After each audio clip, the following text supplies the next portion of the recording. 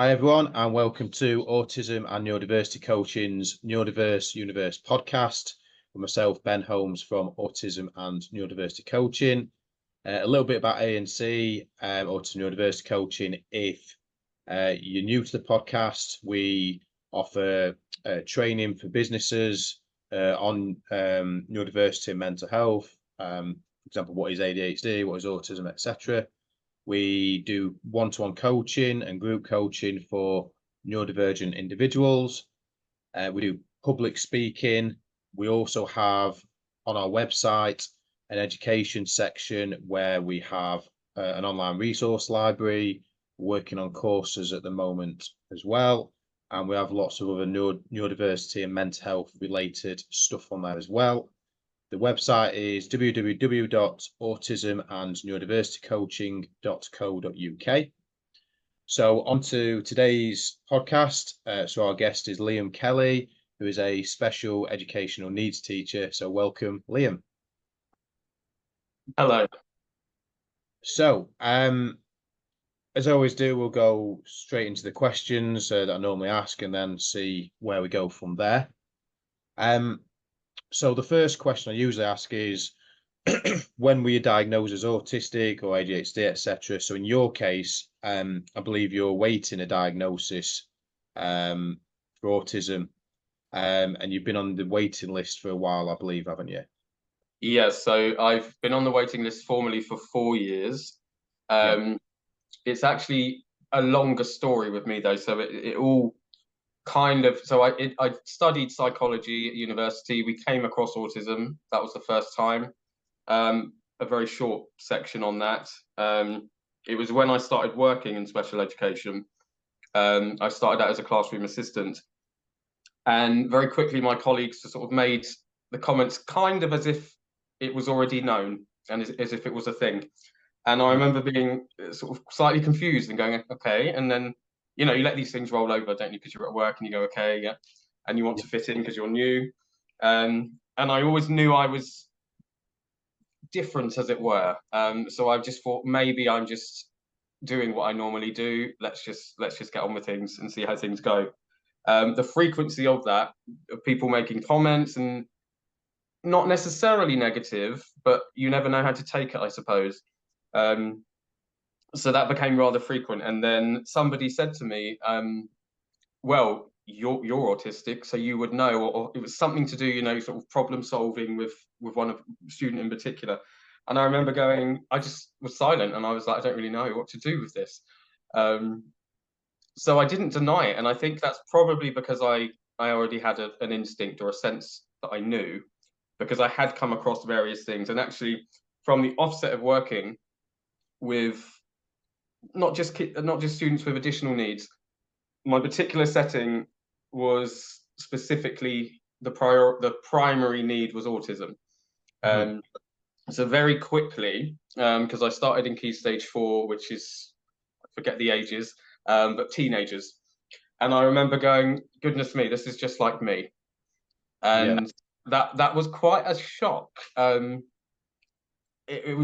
sort of really didn't know what to do with that. And it wasn't a negative association I had, because I maintain to this day that the young people I've worked with are absolutely exceptional young people. And I really do think something of them, and they're wonderful. Such a great opportunity for me to be able to do that. But when it comes to me, because it was a shock, and you kind of turn that to you and you go, hang on a minute, how did I miss this? And I walked into this new job back then, and everybody else seems to know. And I think you feel a little bit silly almost for not noticing or for not knowing, and yet everyone around you was like, we all know. And it's not just, it's different because things like, so I'm also a diabetic, and that's sort of something that's quite, you can see, measure, it's like a physical ailment, as it were. Whereas something like autism, it's very, very personal, I find. And it's a very internal thing, because it's about how you experience the world, at least from my experience of it. So when people talk as if they know that in lots of detail, it's almost like they're talking about your innermost awareness, your innermost experience. and they're telling you about that, and that's a very odd thing to experience. And it doesn't mean they know better, and it doesn't mean they're accurate, but it means that they are experienced in what they do, and they notice particular behaviors, and they can kind of reconcile those to go, this must mean, therefore, that Liam is just like our students. That was an often comment. You're like the students you are. What do you mean? Like, am I 14? Like, am I 14 years old? Am I struggling with my maths? I don't know what you mean. Obviously, then it came, someone explicitly said, and then, members of management, and even they were just like, oh, I thought you knew. So I was like, okay, no, I didn't. So that's approaching maybe a decade ago now, maybe 8 years. So I sat with it for a while, because I went back and forth going, because next then comes the question, do you need a diagnosis? Yeah. And I wasn't sure. I didn't know about the answer, because I always was too, I guess the experience of my life, I always was just focused on getting on with things. And, you sort of, your focus is on getting by and sort of making it through and those sorts of things. So I never really stopped to think about my experiences of the world. I always thought that I was just odd. And that doesn't mean to say that autistic people are odd. It means that back then, my assessment of myself, I'd reconciled that I wasn't necessarily in the same realms as everybody else. Because I used to stim, the full works is, in terms of as a kid. Then I learned in secondary school this wasn't acceptable. So then you hide it, and then the masking comes in. I think I have probably multiple layers of masking going on. And I've learned to draw those back. Recently, I've learned that isn't particularly useful all of the time. No. But there are times it is useful. But I think as long as you don't identify with the mask, I suppose, as long as you know that that's not you. Because I think then you begin to forget, and then you forget who you are. And then you also start to push down who you are as well, not necessarily become too fond of it. So to sum up, it was approximately 8 years ago. Colleagues pointed that out. First of all, it was that, along with reconciling the behaviors and experiences of students with my own when I was their age, but then also as I am now, and saying I did that back then when I was their age, or I'm doing it now, or both. And a lot of comments were made. You just seem to tune in. You seem to get the students, which is still made now, in fact. And I suppose I do. I can't tell you how I do it. Well, I suppose it is links to, autism is what the connecting variable would be. But also, it was the challenges I faced specifically. I could tune into them and go, this is what they need, or this is what I would need, or this is what I needed.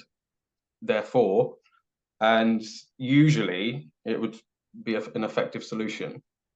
So it was an interesting dynamic, but also then I found the same things bothered me that bothered them as well, in terms of lighting. And, I could walk into a classroom and I could look around and go, we need to change this. This isn't going to work for me, but also I knew it wouldn't work for them, because essentially we were having very similar experiences. And I still do it now. I have a very large reputation for having a very minimalist classroom. But I wonder the purpose of having lots of things going on. If you want anybody to focus on a particular aspect of something, of anything, if you've got lots of other things going on, there's all going to be barriers. So I kind of like to draw it back, and then yes, we can add things in as we go along, but it's almost the priority is just, it's almost like you just need to draw it back and give people a break to be able to be in any position to then focus on anything. So yeah, I mean, that was my first sort of experience of that. And then it was when I was doing a training course linked to my teaching, where the tutor noticed I think I was getting a bit frustrated, and I think I was probably getting a bit irritated with the process, I think, because I didn't think I found it particularly clear. And that's no one's fault, so that's just my particular experience. And I think generally the room, they had these hideous, I think they're called halogen lights. I forget the term. Yeah. I mean, there's real issues with lighting, I think, with rooms. I don't know. I think I used to think I was an alien or something, because I was just like, this is so harsh. You can hardly open your eyes, let alone focus, let alone listen. And I think I was just getting really irritated. And I think one session I was sat there in sunglasses, because I was just like, I don't care. I was like, and I just thought, I can't apologize for this. And I was like, I'm not even going to explain myself. I'm just going to sit here. Because I was knackered as well. And I think when you're tired, all of the sensory stuff, I find for me, is just completely up here, completely, sort of at that threshold. So I think she then checked in with me, as I wasn't entirely surprised by that. And then I just said, I had a little bit of a rant in terms of this, and this. I can't follow. I can follow what you're saying. I can follow your words. It's too much at once. And the slides, you've got a lot. How can anyone read that? And I'm supposed to then make notes, and I'm supposed to have a conversation with the person next to me about something which I don't fully understand that you've said I need to talk about. So, and then I was like, on top of that, why can't we just turn the lights off? And I think you get to that point where you just that's where I think that sort of stereotypical reputation of being a bit more forthcoming comes from. I think you've got all of these variables going on at once. And I maintain that autism is never just one thing. It's never just challenges with this and this, or sensory challenges, or even eating. I don't think it's ever one of those things. I think it's a combination of those things. And maybe one will be the priority at any one given time, or maybe a number of them will be. But I think what's important is to consider the experience that autistic people have in contrast to neurotypical people. I think it is vastly different. There is crossover naturally. We are all human. But I think the difference is what is often overlooked, because it's experiential. It's never just the sensory. Let's turn the lights off. Well, what about the sensory, the clothing? What about the noise from the voices? What about the words? What about if somebody interrupts somebody and that's completely disorientating? What if two people talk at once? All I hear is noises, So it's never just one thing. It's always an experiential thing. And I think what led me to then investigate and then accept the possibility after the initial shock and sort of, my goodness, what's all this fuss about? Was actually this is multiple levels. This is actually experiential. And actually it became about self-acceptance in the end. And then a referral was made 4 years ago. I don't know when it will happen, but I think I do need it. But I think in many ways I've come to accept it already. But I think that naturally, surprising or not, the black and white thinking, as it were, as they sort of stereotypically say, I probably need it definitively said in order to fully accept it and fully move on. In terms of my own acceptance. I mean, moving on then to, in hindsight, as a kid, I mean, this was all there. All of it was there, all of these things. And that's why it's so hard, I think, to initially accept, is because you look back through your entire life, and a lot of detail, of course, and you kind of go, every moment and every memory you had, you're going, wow, this was there. Or this is, in alignment to the experiences of an autistic person. You go, how did I not realize this? And this was, I think I was, how old am I now? Nearly 37. So it's getting quite late. Well, I feel like it's getting late. So, just past my 30s, and I sort of felt like I'd missed out on an entire lifetime of, I don't know, of sort of knowing myself, I suppose. And I'm quite an internal person, very much an introvert, although again, the masking I can sit up and I can present and I can, you know, teach classes and things. Yeah. But because I was such an internal person, I thought I knew myself really well. And I think I do. And I don't think that's changed as such. Because I know my challenges. I just knew that I couldn't talk about them. I couldn't make a big deal out of it, or any deal.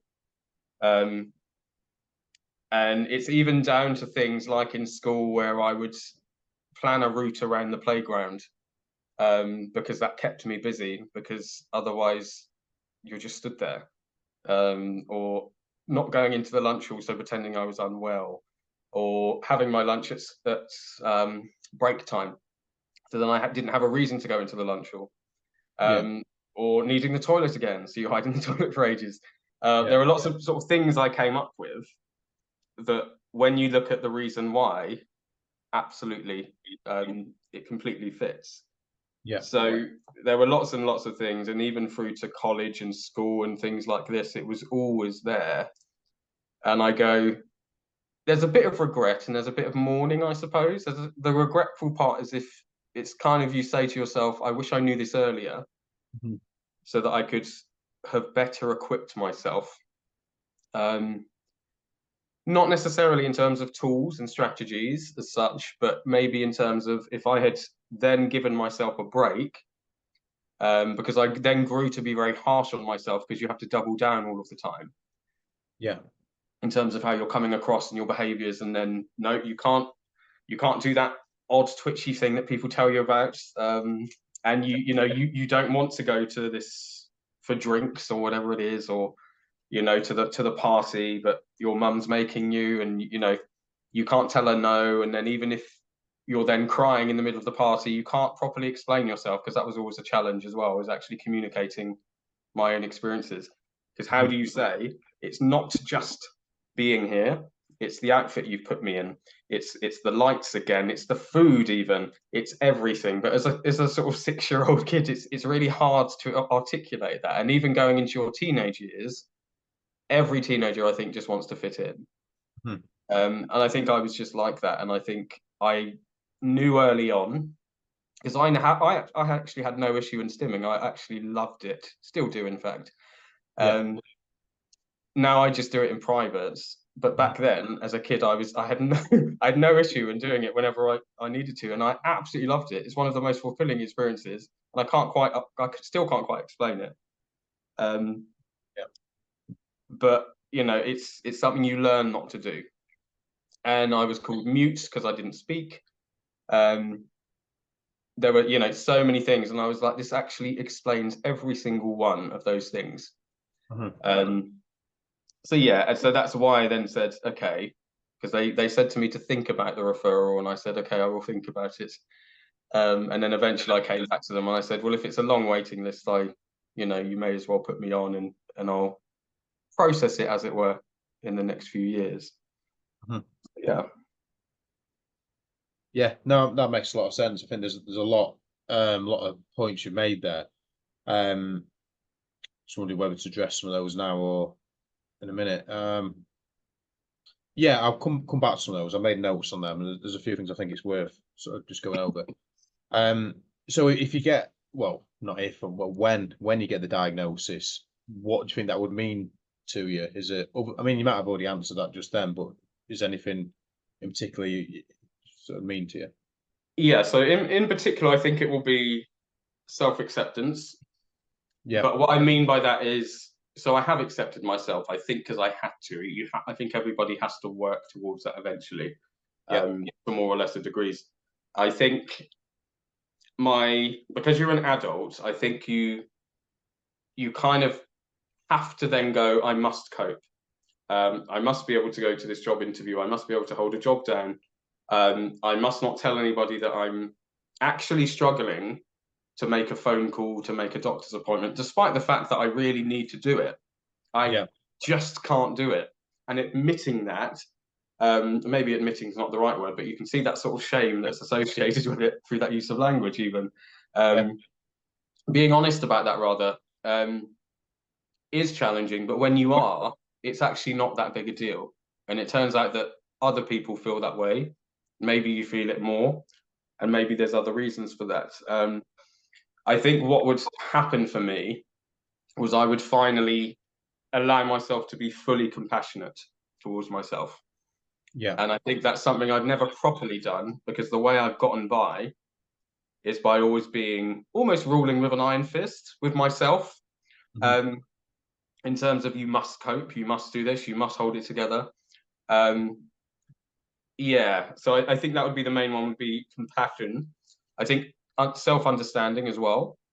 I think I would then learn, I've already learned a lot about myself in terms of my experiences, and reactions, and how I go about things and interactions and things. I think that would continue. And then I think talking about it, I think I would allow myself to talk about it and be honest. Recently, I've started to do this more, which is kind of what led me to here as well, was Yeah. actually what I found is it's not that scary. It initially was terrifying, because you're talking about what feels like something very deep and internal, and something that's sometimes still interpreted in a negative way, I find, because adults are expected to cope regardless. And I think if you say that you are struggling to make a phone call rather, the common response would be, "Don't be silly. I'll dial the number. Here you go." It's not the dialing. The dialing is the easy part. It's the talking. is the hard part. Yeah. But it's also actually, what I'm learning is, when I explain these experiences to other adults, as it were, they tend to go, "Okay, wow, that makes sense." In terms of when I'm overwhelmed, or why I would have the lights off, or various other sort of ways I would present to the world, people go, "Okay, that makes sense." And then they're kind of, it's a weight off their shoulders and mine, it seems. So I think it would kind of unlock that for me to talk about my experiences more. Yeah. And then I think with the young people around me as well, I think I would hope that it would be in some way helpful to them to hear Yeah. that as an adult, I've made it through, as it were. Because I think a lot of the time in special needs settings, and I don't think it's intentional, but I think it's the assumption that maybe they won't. And it's not a sort of condemning, and it's not assuming the worst, and it's almost a maybe they won't. And I sort of would like to think that we could work towards a maybe they can. And that can manifest in any number of ways. Because neurotypical or otherwise, I think none of us are the same anyway. No. So I think, neurodivergent or not, surely the same level of understanding should go across all of that. So yeah, I think it would allow me to be honest about my experiences, and possibly speak and maybe write about them more. I find writing easier, as you may or may not expect. I don't know why that is. I find writing quite. I just tune in. Yeah. And it's easier for me to write. And of course, you can then go back and read it and revise it and things. Being very teachery, I think, with it on there. But yeah. So I think those are the probably the main things, would be self-acceptance, compassion, understanding, and then allowing myself to actually talk about my experiences. Yeah. That makes a lot of sense. And have you, I mean, have you told family about it, and sort of friends and stuff? If you have, how did they sort of respond to that? I mean, you said some of your colleagues Yeah. already, they sort of told you, so it's sort of Yeah. So it's an interesting one, this one, because I don't have a lot of friends. Again, another, stereotype, as it were. yeah. The friends I have told, or rather the friend I've told, it was again sort of like, yeah. So okay. And actually there was a lot of conversation initially about it, because it's confusing, I think, when you hear it from other people first. you kind of go, or you want to ask them. Well, I did ask my friend in lots of detail, why, like, what did you notice? What is it? And of course, then the list goes on, as it were.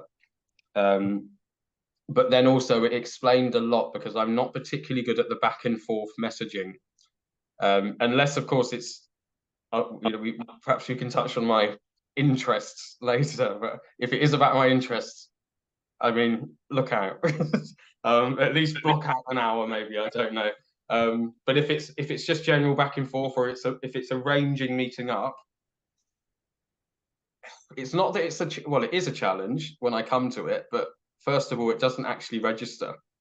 So it doesn't register for me to respond, and it doesn't register for me that if I read a message, people do expect a response. And of course, those awful blue ticks you get on so whatever, I can't remember the name of the app now. The green one, where people know that you read it, and then and then they think that WhatsApp or whatever. Yeah, that's the one. Sorry. So it's the back and forth interaction, and lots of question marks get sent to me, as in, I think that means respond. I'm not very good at that, and I think because it doesn't register, it really does not come to me. It doesn't dawn on me, and I'm absolutely king at zoning in on what I'm doing, especially if it's something digitally creative, it seems. I will zone in for hours on end. I won't even register to eat. I'll be like, I'm absolutely fine. It just doesn't cross my mind, and I don't really feel hungry, so it's not really an issue for me. But in terms of my phone will be there. I'll look at a message. I won't respond, because I will read it. I might acknowledge what it says, but I can't draw myself away. So I'll look at it, but it's almost like the pull back to what I'm doing is too much, that I can't read what it says, process that, and formulate a response, when all I'm thinking about is I need to change that color, or I need to change that image, or whatever it may be, or I need to finish this section. As soon as the task's done, then I go, oh, all of these messages are lined up now. I need to work my way through them. But then, because I'm invested so much, you have to pull away from that, which is very challenging. I think I've gone for 13, 14 hours. And I realize that's an issue. I do. But I actually enjoy it. It's one of the, I don't know, I can't quite explain it. It's one of the most fulfilling experiences, is when you can zone in on something that you want to do, be it work or not, if it's sort of a preferred task, as it were. Everything else, it's like a blackout. So it was an opportunity to explain that to friends and family. I didn't go into a lot of detail, first of all, but I think initially, as things came up, it was an opportunity to explain that it just doesn't register with me all of the time. Sometimes it does. It depends, because I might have my phone on me, I might be on a train, and then in which case that's your focus. So you can then focus on it. In terms of then, so colleagues, initially, yes, they told me. When I started being more receptive of that, and then kind of giving them a response in terms of, oh yeah, maybe. Or just elaborating in terms of, I actually prefer the lights to be dimmer too, or, sort of those, in their eyes, stereotypical things. Then their response got a bit more in terms of, oh, you'll definitely like the students now. And I was like, it's okay, lovely, wonderful. And I think in some ways, from some of my colleagues, it then began to be a negative, I think. And this is an interesting thing I noticed, is actually, it wasn't just in one particular job, it was across sort of all the jobs I've had. And I've been working from 16. So all of those traits, people generally and initially, without explanation, tended to perceive a bit negatively. Because for example, I find it very challenging to say hi to people in the morning when I arrive at work. I just need to check in. I need to put my stuff away, I probably need to have breakfast of sorts, although I've now started having that before I arrive. But I had this whole sequence of events I needed to go to before I was actually able to do to do any sort of interaction. I just needed to have my minute, or well, a few minutes usually. But not only that, I think it's a similar thing. It didn't always dawn on me that that was necessary. It didn't register that I needed to say hi, or that I needed to say bye, I'm going home, or that I needed to offer to make everyone in the room a drink because I was making a drink. I thought there was an agreement that if we wanted a drink, we would just make our own drinks. So a lot of the time, I've sat down with a coffee, just like, yeah, hello, and everyone's like, oh, thank you, and didn't make me one, and I'm like, well, no, why are you stating the obvious? And of course, what they meant was, you could have made me one. So things like that, which then I was sort of better able to explain. So what I'm finding is the more I talk about this, the more people tend to be understanding. I think with anything, I don't think it's necessarily about the traits as such. It might be about the person, about styles of working. We're all different, as I say, anyway. But I think these things come into it in terms of I can be very methodical, I can be very systematic, and I think for some people, that's not their preferred way. So sometimes that might be highlighted as a problem for them. And I think sometimes in the way then that perhaps I didn't say hi because it didn't register, or I just left without saying bye. Because how many people do you say bye to? Do you say goodbye to the whole room, or is it the whole corridor, or is it the whole building? Because that's a lot. So, I mean, there's no rule book, I think, to these things. So I don't know. And in any case, if it's more than one person, I find that I short circuit. That's what it feels like anyway. I sort of just stop and go, I just really, this is a lot now. And then this sort of brain fog comes in, and, you know, so it's not a choice, I think, was the biggest realization that allowed. It's not a choice I make more often than not. Yes, I have preferences, but more often than not, I'm not making a choice. It's something that just happens, or is just the way, as it were. So that was a realization. I think colleagues still, because I haven't had conversations with them directly, they may still be perceiving me sometimes as, you know, who doesn't like to say hi and these things. But I think if I was to be honest, and as I said, this is still emerging, if I was more honest about it, I think people would go, okay. Because I think people generally are understanding as long as they have the information. And of course, people assume. It's just something that I think we do about each other. So yeah, and then my personal life generally has benefited because I've been honest. I've recently started saying to people, and this is antisocial, and I understand that. I just say I don't want to now. Whereas before I used to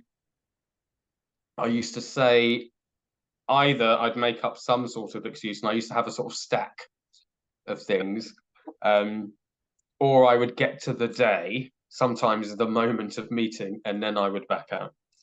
And I hear that's actually an autistic girl or woman trait is recently what I've heard, is that they agree to things, and then as the thing gets closer, they regret it, and then they can't kind of follow through with that. And I remember that did catch my attention because I was like, that's something I've done my entire life. And I understand that, yes, from other people's perspectives, that, you know, it's not the best, and regardless of experiences of the world, I understand how these things can be perceived. So I think what I feel is better now is to just be honest with people and say I don't want to.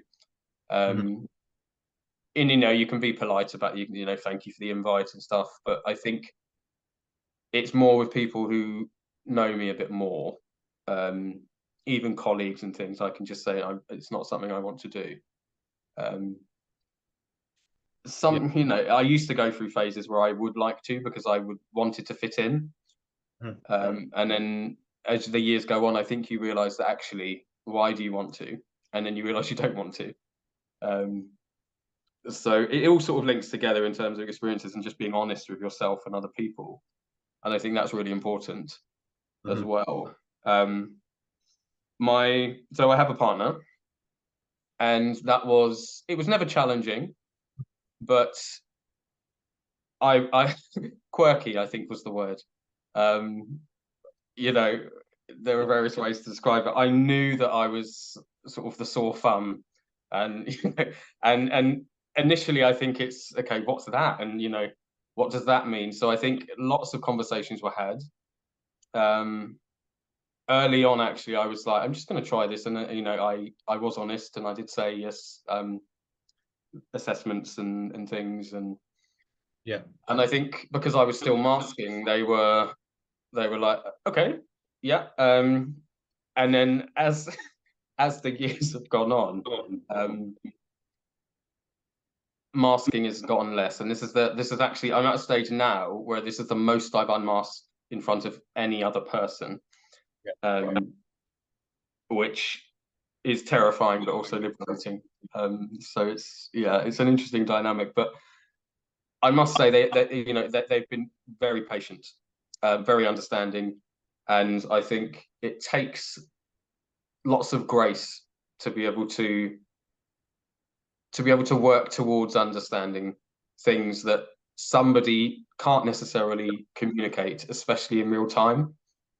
And I think that's where the challenges come in terms of I think I forget the terminology, but it's initiating or establishing or maintaining relationships. I can't remember exactly. But the challenge there, I think it is exactly this. And I think I live that challenge, despite maintaining a relationship. And it's nothing really to do with them. It's everything to do with the dynamics of interpersonal relations. But it is challenging, but it doesn't mean I can't do that.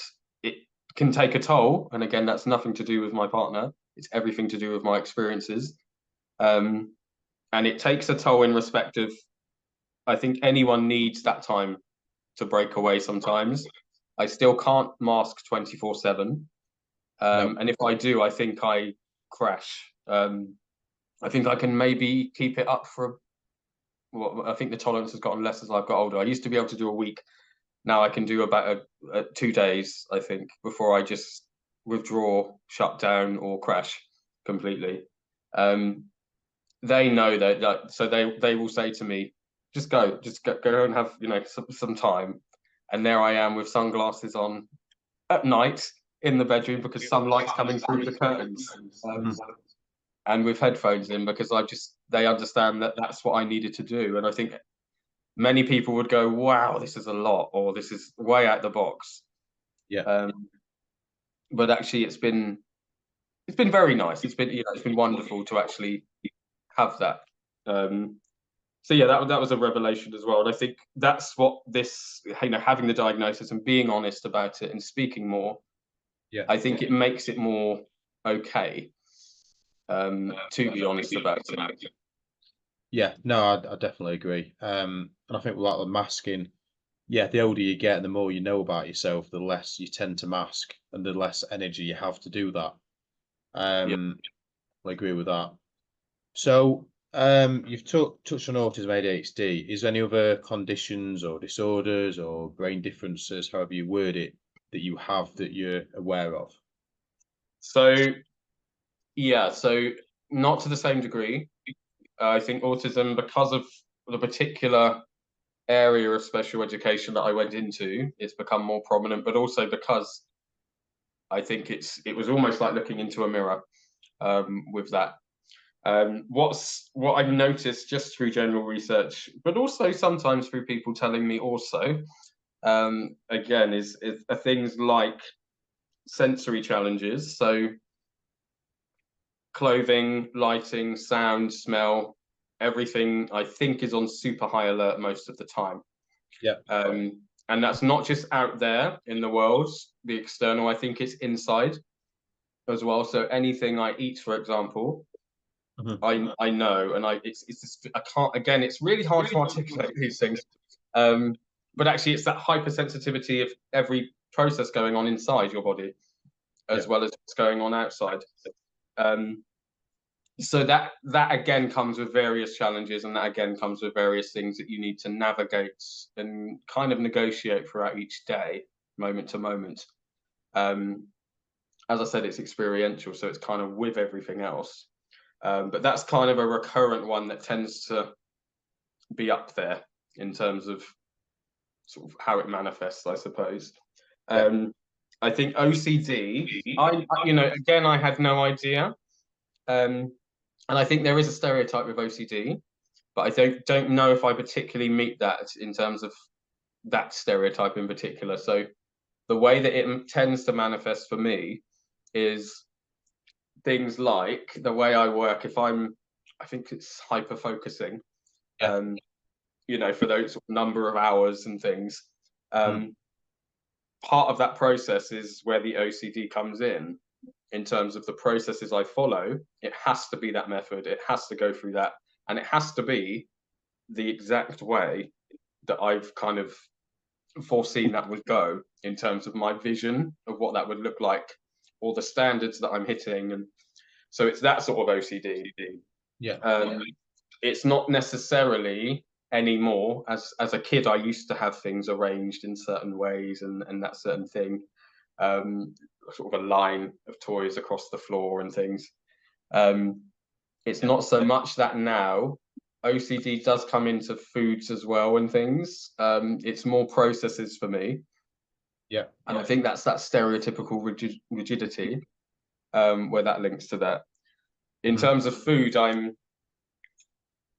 the brands always, there is a preference for brands. There's a preference for a handful of foods, in fact. And I think there's a lot to be said for anxiety as well, generally with autism, but also ADHD in particular. I think the more anxiety that's there, the greater these needs and the greater these things manifest, I suppose, in terms of sensory, in terms of OCD, eating, but also just managing and experiencing the world. I think it's generally harder with anxiety. And that's from experiencing, that's my own experiences, but also what I've observed in my students as well. So and ADHD is something that's been recently sort of brought up with me as well. I haven't fully explored that. But I think I'm somewhere in the realms of autism and ADHD. I think there are times when, yes, I can zone in and I will not move. But there are also times when I absolutely cannot, and I need to go to the gym 3 times a day because I cannot focus, I cannot do anything. And that's almost the sort of opposite end of how it can be debilitating, I suppose. There's that I cannot pull myself away, and then there's the I absolutely cannot pull myself away from what's out there. And there's different ways. I find self-regulation and sensory, but also stimming, the way to regulate that. I think things like the gym are really beneficial for me personally. I've discovered a very quiet gym where sometimes it's only me, so that's highly beneficial to me. So yeah, I think in summary, I haven't fully explored any of those things to the degree I have autism. And I think partly that's because some of them have recently come up and I just haven't got to that yet. But I think in terms of like sensory processing disorder and things like that, I think that's definitely very prominent with me. Be that linking to autism or be that a standalone thing. That's a huge one in terms of it's challenging. It's very, very challenging to just be here, to be in the world, in any place, anywhere, anytime. And sometimes that can be better or worse. And I think that depends on tiredness and anxiety, as to how easy or challenging that may be to navigate. Yeah, no, it makes sense. So in terms of autism, so I'd like to ask this question: do you see it as a disability? Interesting question. Very interesting question. So So to answer this, I think it's really relevant to talk about my experiences and then reconcile them with challenges and how having or being rather autistic can be debilitating. Yeah. So it can be, I think, in terms of experience, I touched on this earlier. I think it's always an experiential thing, and I think if someone's experience of the world is challenging from the offset, I think that in itself can be debilitating. Yeah. But also, I think it's a case of it's individual. So they do say when you've met an autistic person, you've met an autistic person. And I think there are things that are common between autistic people, just like there are between humans. But I think in particular, it can be debilitating if you consider things like, so there are days when I wonder how I can do anything. There are days when I wake up and I'm just thinking, how am I going to do any of this? How am I going to get dressed? How am I going to eat anything? Because my sensory sensitivities are way up there. And I'm all I'm thinking is how am I gonna I'm not gonna eat. So then there are days when I don't eat. And yes, I realize that's alarming for people to hear, but I think when they then hear the context of the perhaps autism or sensory processing thing, then they go, okay, that context helps people to understand. It doesn't make it any more tolerable, because you still have to get on with life, and I think that's where the debilitating part comes in, and that's where those barriers come in. Is it doesn't really matter at this point, or my experience of this is it doesn't matter really what those challenges are, because you still have to do life. You still have to, there's still this expectation that you have to manage your life. You still have to pay your bills. You still have to pay your rent. You still have to go to work. You still have to call the doctor. You still have to ask somebody for help. Over the I never do that in shops because that's awful. I still don't do that at the age of nearly 37. I cannot approach somebody in the shop and say, could you tell me where this is? So there are huge barriers some days. Some days you go, okay, fine, I've slept well, I'm not anxious, and perhaps things get slightly easier. But there are days when I think just existing is exceptionally challenging. And I think that's where you get into the realms of considering it as, yes, a disability, because it is disabling.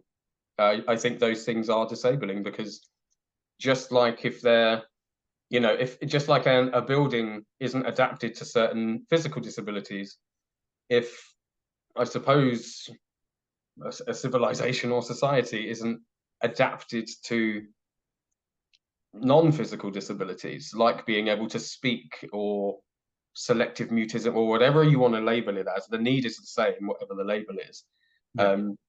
Those barriers still exist, and I don't like to get into the habit, and I think this is just my particular character and how I've gotten by in life, is I don't like to point fingers and say it's this person's fault or this thing's fault. I prefer rather to go, what's the problem? How do we solve it? And if that involves having conversations with people and saying, perhaps this needs to change, that's another thing. But I think pointing fingers doesn't necessarily help, because that doesn't tend to change much. I think having conversations and working towards positive change changes things. So in terms of disability, I think it is disabling. There are times when it is disabling, and there are times when I think it's less so.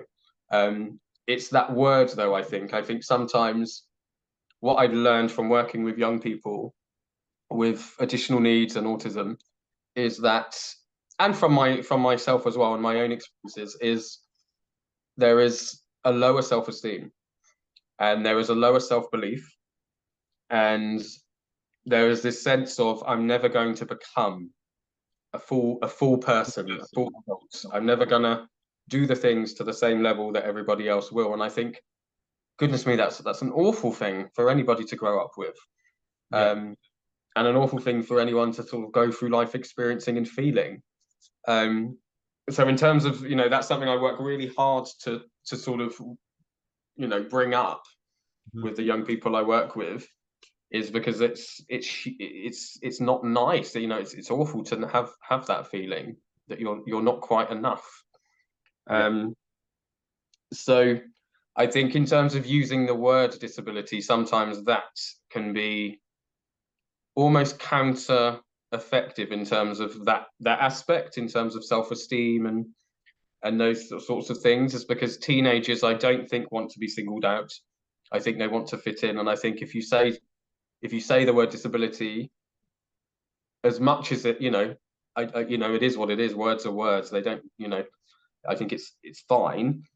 It's those wider effects in terms of how will it affect those young people's self-esteem and their self-belief. Or is it better to work towards saying, yes, you have challenges, or rather we have challenges, but I've made it work for me. Yes, life is still exceptionally challenging at times, but I've made it work for me. Maybe I can be an example as to how it can work for you. That's kind of where I'm exploring this sort of new area for me, at least. So in terms of the word disability, I think, yes, it can be disabling. Absolutely, it can. And I think that shouldn't be something that's overlooked, because then we're essentially negating their needs and experiences. And I think that's an awful thing to do as well. But I think using that word, I think it almost needs reframing, I think. And I think it needs to be reframed perhaps as just a difference rather than something that's sort of a naughty you, because that's the sort of vibe you get sometimes, isn't it? That, oh goodness, you haven't quite measured up. Whereas what if it's a difference? What if it's a difference in experiencing the world? And something I'm discovering is actually a lot of employers and lots of companies are very much wanting out of the box thinking, are very much wanting creative minds, and lots of people on, the autistic spectrum, as they call it, are very creative. They're exceptionally creative, and they have this almost a natural entrepreneurial mindset where they invent things that you would never have considered, perhaps, and people go, wow. And I think, why don't we focus on that instead? Why do we focus on you can't socialize in the way that's expected? And naturally I relate to that, because I go, well, what really is the value in all these parties? Who needs to do that, really? So it's, in answer to the question, I think, in short, I think, yes, it can be disabling, but I also think it's thinking about how we frame that, so that we're almost making it into a constructive, positive, progressive narrative, rather than, oh well, just sort of leaving people to it.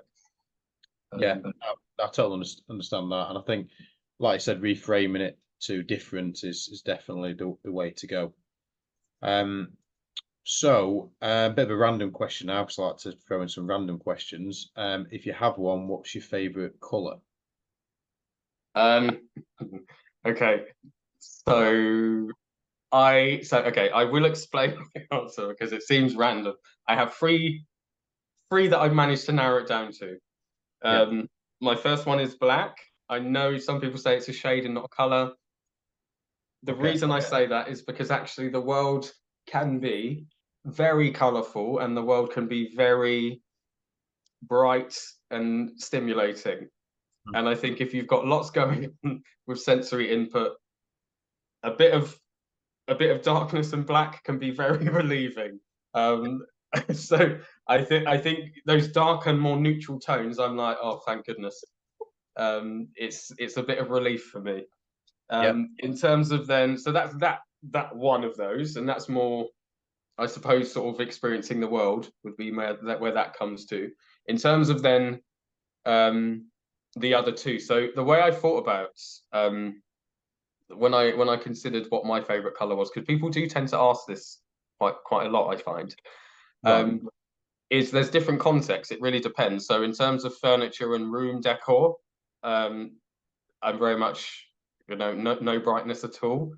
In terms of clothes I wear, absolutely the same. In terms of looking into things like glass, or you get those sort of lamps that move around and things. Oh, yeah, I love red, so anything that lights up or is sort of glass or semi see-through, it's hypnotizing and very therapeutic for me to look into something that's red. So that's my second one. And then in terms of practicalities and what I like to wear, blue is often a winner. I know maybe navy blue, but generally I find blue quite calming, and they do say this about the colors, that they have different they draw different things out of you in terms of sort of your mood, I suppose. So it would be black, red, and blue would be my answer to that. Yeah. No, I like to ask that question because I get a range of different answers. Some people know a singular color and that's that. Others don't have a favorite color. Others have a few different ones. So yeah, it's good to ask that question. So another one is, do you have any special interests, and if so, what would they be? So I have a particular interest in mythology. Yeah. And this does cover quite a large area. If I was to narrow it down, it would be Greek mythology, Egyptian mythology, and Norse mythology, and possibly Sumerian mythology. So actually, it's not narrowed down at all. That's most mythologies, in fact. So yeah, I mean, it's a particular interest because I find, and I think this is where it does. I think it links to this in the conversation, because the way I reached this point with the particular interest was, I think I was so confused by the world and people. Yeah. I found it so disorientating that I think I went to almost philosophy and mythology and those sorts of realms to try and make sense of things. Yeah. And I think it links to teaching as well. I think that's why I became a teacher, as you sort of learn through other people, I suppose, or learn from teaching. So the mythology is sort of, it links to the planets even, and because it all crosses over. So actually space, the planets, the different pantheons of gods, different stories of mythology, there's lots there. I'm trying to contain myself because I could I could start. So that's fine. Yeah, so that's your big interest there. Yeah. No, that makes a lot of sense, and how it links into you and what you do now. That makes sense.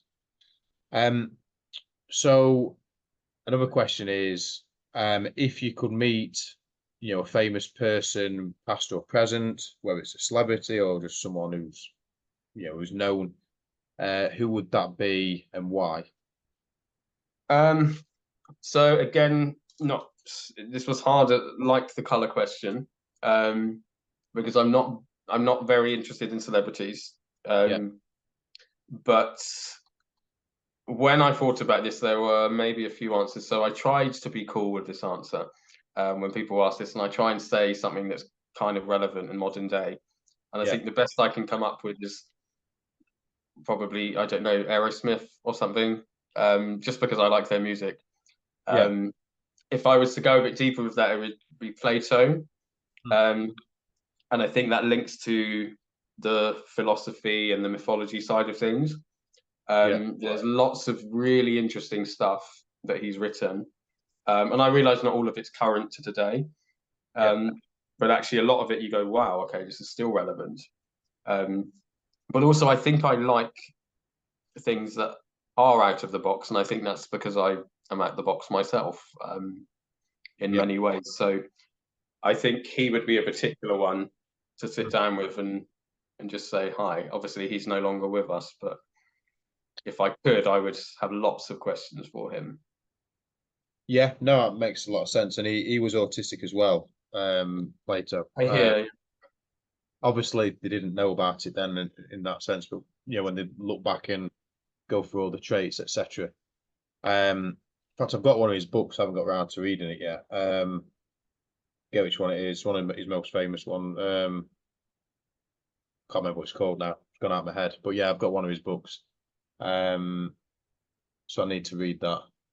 Yeah, I'd be interested, for me personally, how I find that, because yeah, I'd be interested to see, because of the wording, how it's worded. I don't know whether I'll take to it or not, but I'm Yeah. interested in him as well. And like you said, a lot of the things he said all those years ago, how much of it is still relevant today, which is obviously fascinating Yeah. as well. So yeah, I look forward to reading that when I get around to it. I've got too many books to read, so that's on the list. I've got an Einstein book as well somewhere as well. But yeah, He would be on my list as well, I think, Einstein. yeah, I know that's you know, sort of a common one, but I think everyone probably needs to, you know. I think he's such an interesting person, and I think he came up with things that were way out there. And I yeah, think with me, I think what drives me is just, you know, wow, let's hear more about that. mhm, Um, and I think that's just, you know, that's probably why I got into learning and teaching and education. Is I love investigating these things. I love reading. If I could, that's what I would do all day, I think, is read. I have many unread books like yeah, yourself as well. It's, you know, it's just the time, I think. But not only that, I have to be really mindful of the hyper focus, yeah, because if I start a book, I may not sleep because I get too involved, or I'll go to work and things, but that will be on my mind all day, that book.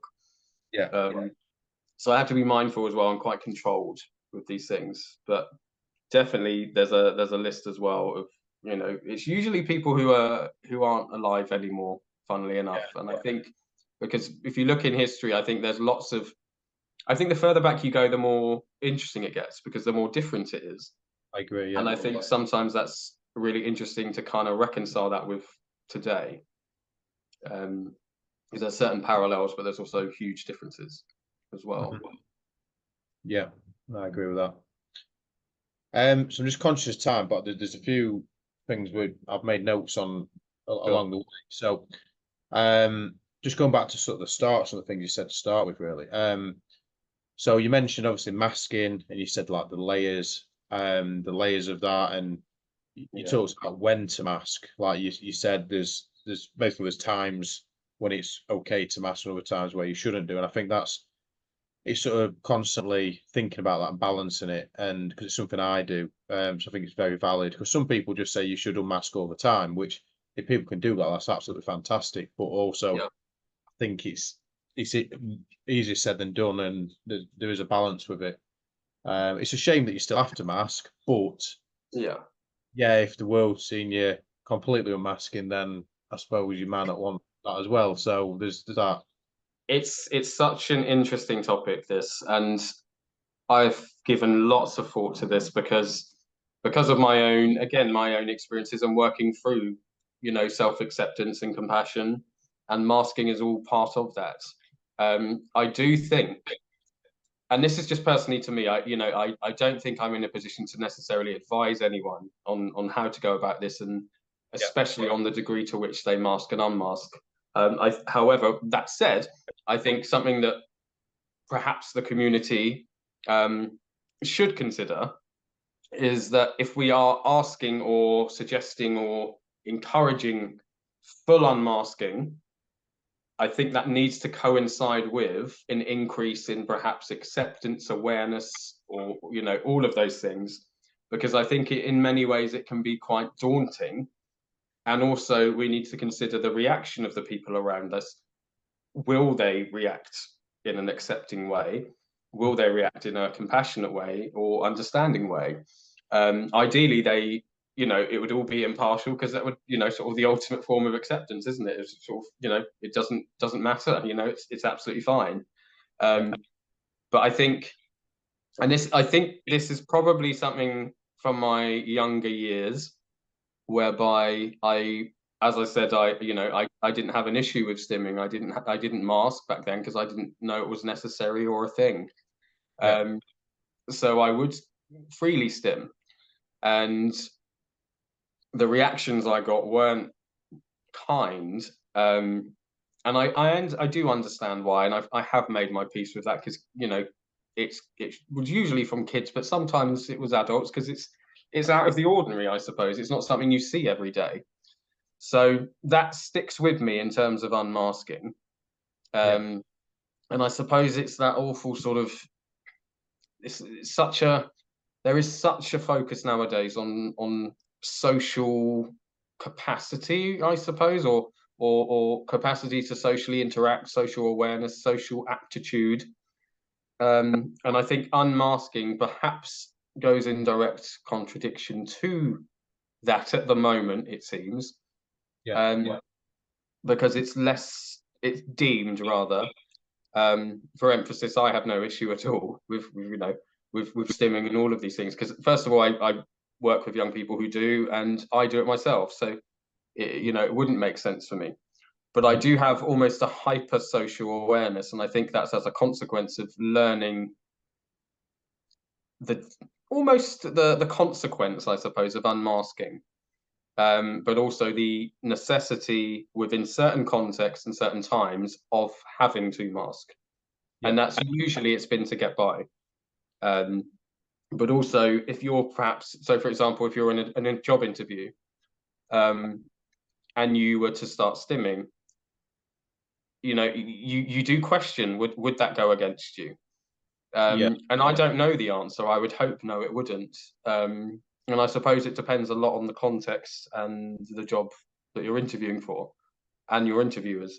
Of course, I would hope it wouldn't, because I think it's so important for us to bridge these gaps in understanding and compassion and all of these things, because actually, I think at the root of all of this, we aren't all that different, and that's regardless of who we are. We are all people. And I think the root of things, we tend to want the same things. We do all want to be accepted, I think, on some level.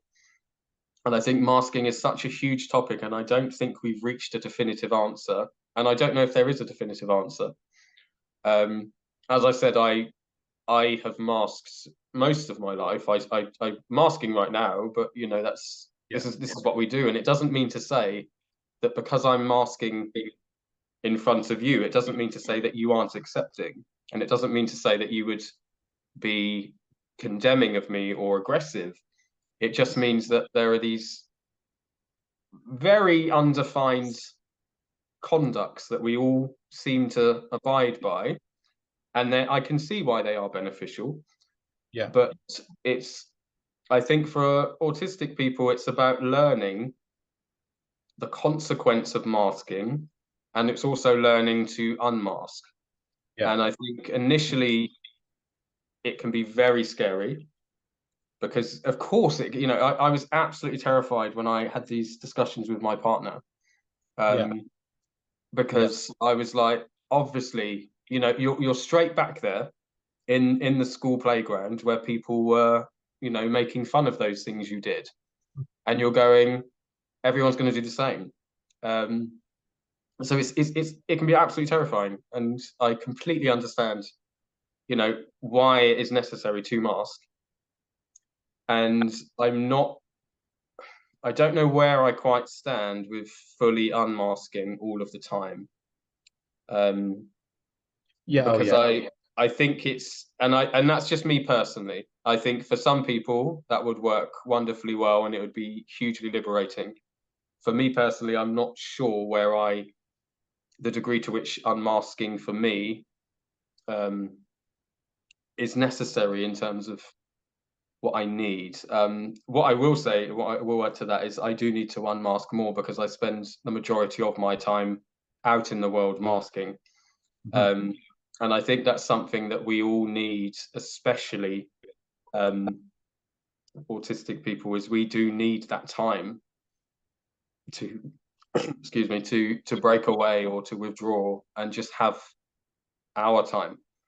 And that doesn't mean that we don't like the people that we're not spending time with, and it doesn't mean we don't like the world and all of those things. It just means that for me personally, it's like me not eating. If I was to not have that time, that's how important it is for me, and that's how essential it is for me. And of course, it doesn't mean to say that I don't care about the people around me and, you know, those things. Yeah. But if I was to continually mask, I think it becomes dangerous for a person, and I really do. And I especially, sorry, when I say people, I mean, you know, autistic people. It becomes, I think it can become dangerous, because I think to somebody's well-being, it becomes detrimental. And I think when you then eventually unmask, what are you, you know, you sort of, maybe you've forgotten, you know, what you're like without the mask. And then you of course have to remask, and that can be challenging to put the mask on. Very.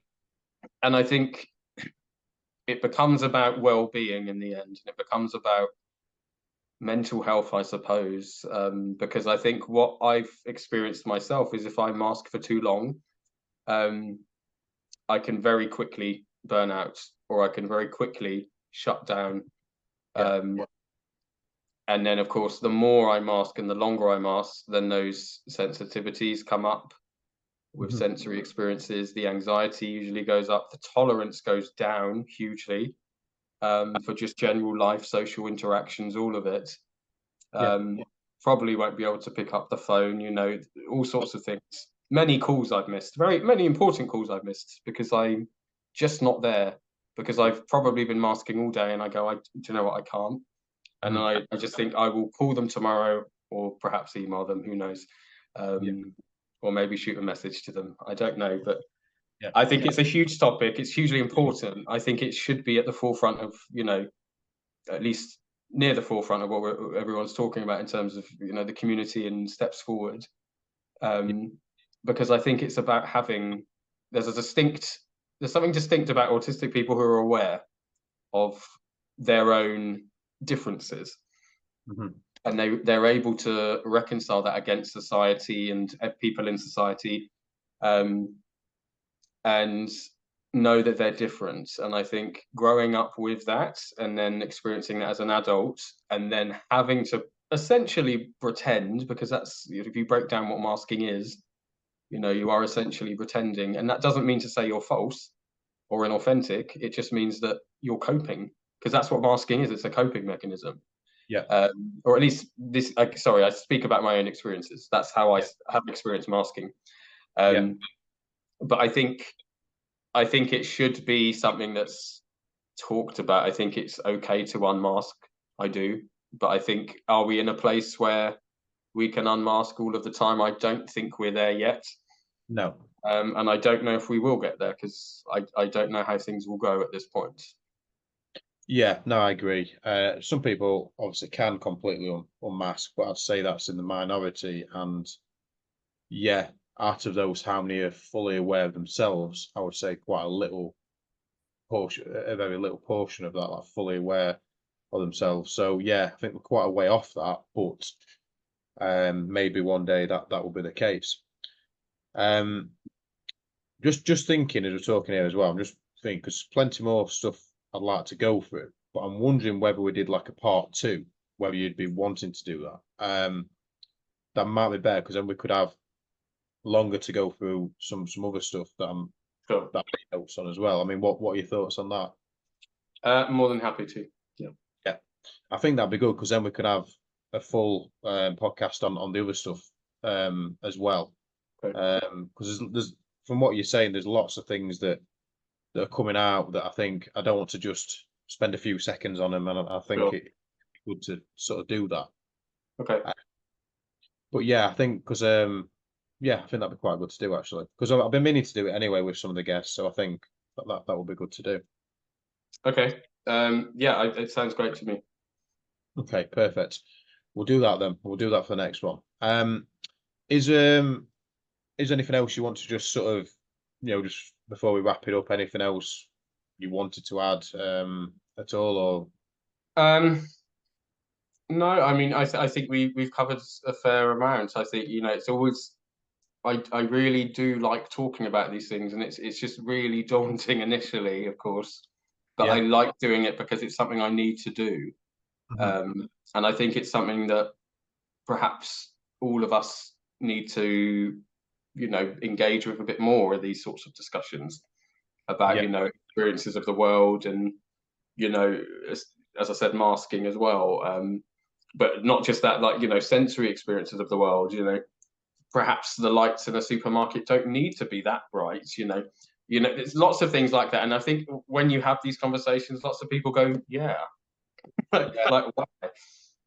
Yeah. So I think there's lots of things like that, which I think could be really, really just beneficial to talk about, because I think lots of people relate to it. But not only that, I think it's really key to talk about different experiences of the world. I think it's really interesting to do that. Yeah. No, I definitely agree. I mean, you mentioned supermarkets. That's one of the things I was going to bring up, so we can do that next time, because that's one of the ones I really struggle with. Because you mentioned lighting earlier on, and I was actually going to throw in there supermarket. So yeah, I think that's something we can go through on the next one. I think definitely, because it's something people will struggle with, and it was something that people need to know about as well if they're not aware of it. So definitely. Yeah. Right. Well, yeah, appreciate you being on. And like I say, we'll do the part two. So we'll go through for the rest of it next time. And Okay. yeah, no, appreciate you being on, and look forward to having you on the next one as well. Thank you. I appreciate you having me along. So thank you so much. Thanks, Liam, and everyone listening. We'll see you again next time. Thanks, everyone.